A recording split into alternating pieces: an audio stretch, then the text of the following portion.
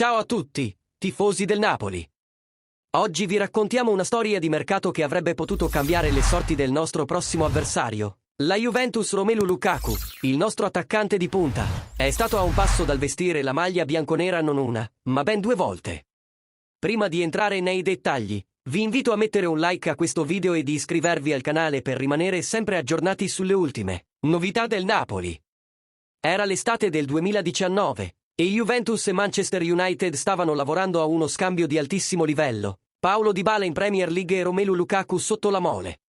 Tutto sembrava andare per il verso giusto, ma l'affare si è arenato per la volontà di Dybala, che rifiutò di trasferirsi in Inghilterra.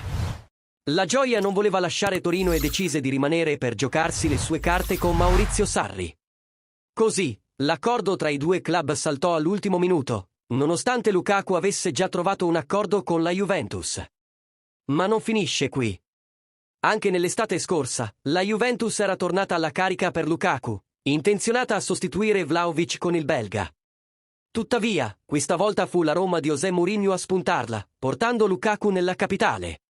Ora, il destino vuole che Big Rom sarà uno dei protagonisti di Juventus Napoli, pronto a dimostrare tutto il suo valore contro una squadra che, per ben due volte, ha sfiorato di averlo tra le sue fila. E voi, tifosi, siete contenti che Lukaku abbia scelto il Napoli e non la Juventus? Fatecelo sapere nei commenti qui sotto.